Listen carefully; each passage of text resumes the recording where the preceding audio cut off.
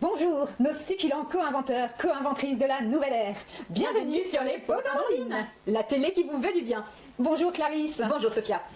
Aujourd'hui, nous avons investigué afin de mieux comprendre le phénomène dont tout le monde parle en ce moment. Oui, elles font ravage sur les réseaux sociaux. Nous vous présentons en exclusivité les Merkaba, que nous avons eu la chance et l'honneur de pouvoir interviewer. Bonjour Chaketi. Bonjour Essotia. Namasté belles âmes. Namasté vieilles âmes. Dites-nous, les Merkaba pour vibrer plus haut que bas. Du coup, qu'est-ce que ça veut dire vibrer plus haut que bas? Est-ce qu'il existe une mesure spirituelle plaçant des gens plus haut que d'autres? Non mais... Bon, nous ne jugerons pas la bassesse vibratoire de cette question. Oui, alors bien sûr que tous les humains sont dignes de la même essence divine. Mais il s'agit simplement d'une question de qualité vibratoire. Mais il est évident que nous ne comparons jamais les gens les uns par rapport aux autres. Mais surtout pas par rapport à nous. Très bien, mais alors, comment savez-vous qui vibre comment?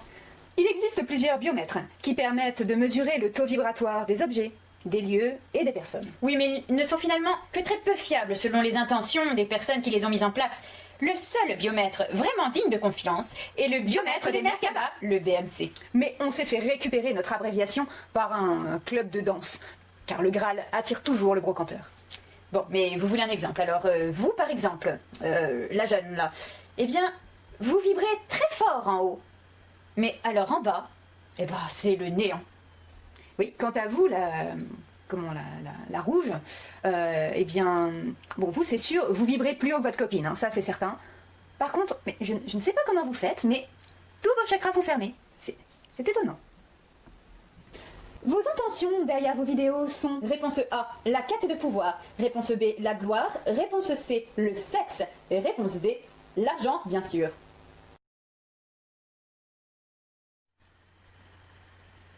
Ah, mais parce qu'il faut choisir en plus. Oh, mais non, mais vous demande-t-on de vous justifier lorsque vous faites un cadeau?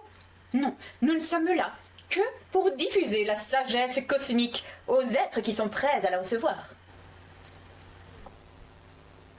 Pensez-vous parfois être, excusez-moi du mot, dans une forme d'ego spirituel? Bon, alors il arrive que nous suscitions la jalousie chez certains, et il y aura toujours des langues de vipère pour cracher leur venin. Mais, vous savez, quand on est en conversation directe avec la source, on se soucie peu des jugements des humains pour qui la notion d'éveil semblerait être dérangeante. Oui, et sachez que la question d'ego ne se pose pas, d'ailleurs, puisque nous ne sommes que l'outil qu'a choisi la source pour livrer ses messages au commun des mortels. Vu les temps qui courent, n'avez-vous pas peur, aujourd'hui, d'être catalogué comme étant une secte? Selon le site du Mivilude, il s'agit d'un dévoiement de la liberté de pensée qui porte atteinte à l'ordre public, aux lois, aux droits fondamentaux, par la mise en œuvre de techniques ayant pour but de créer, chez une personne, un état de suggestion, la privant ainsi d'une partie de son libre arbitre. Non mais vous êtes en train de parler de l'État, là.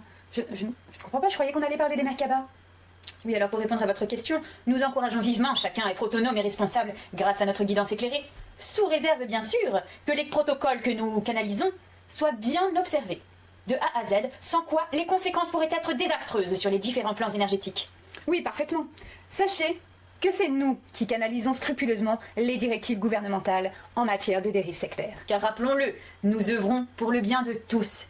Et j'ajouterai même que le discernement, lorsqu'il est utilisé à mal, pourrait nuire au bien-être de l'humanité. Mais oui, c'est bien beau la diversité, mais si chacun y va de son petit conseil de moldu par-ci, sa cure de jus de légumes par-là, ses jeûnes, ses bains froids... Non mais vraiment, non mais on ne s'y retrouve plus. Oui, c'est la porte ouverte aux pseudo-praticiens, aux charlatans. D'accord, et en tant que prêtresse, n'êtes-vous pas soumise à la déontologie professionnelle? Qui devrait vous empêcher d'avoir des rapports intimes avec vos clients, par exemple. Oui, alors je vous arrête tout de suite. On préfère que vous utilisiez le terme déesse plutôt que prêtresse. Hein. Ça nous définit mieux et puis c'est moins réducteur. De plus, sachez que la soumission est une posture qui nous placerait vraiment plus bas que haut. Donc, énergétiquement, cela ôterait beaucoup trop de potentialité.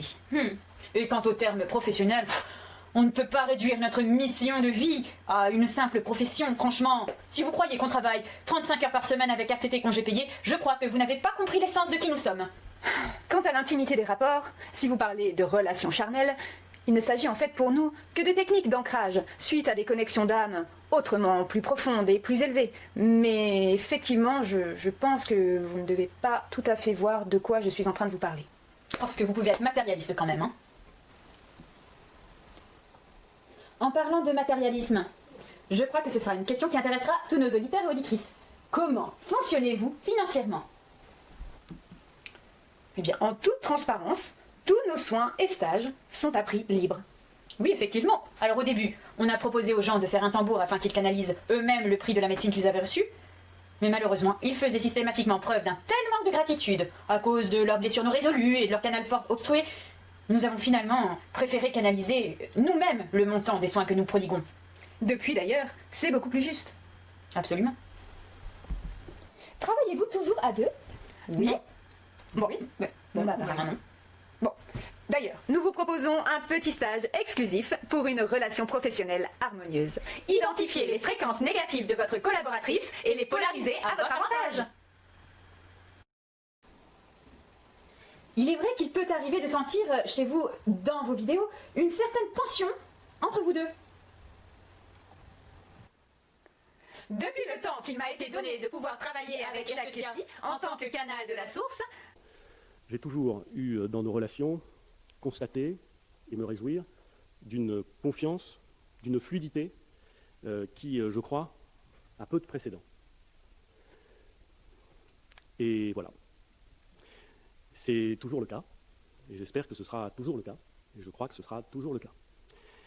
Et je pense que, les véritables vieilles âmes, sans contrefiche dans des proportions, qu'à mon avis, Vous ne mesurez pas. Namasté. bon bah, sinon, bon, il se trouve que moi j'anime très bientôt un stage de parurologie et beauté sacrée. Je pense que ça pourrait vous intéresser. Bon, Donc, et ce si tien jamais... venir à la fin. Bon bah, namasté. C'était les Merkaba. Qui s'y frotte s'en prend un coup de cabas. Retrouvez-nous la semaine prochaine avec notre nouveau binôme, Ama, qui sera accompagné du professeur Didier Oui, Didier Raoult. Raoul. Roult. Didier Roux.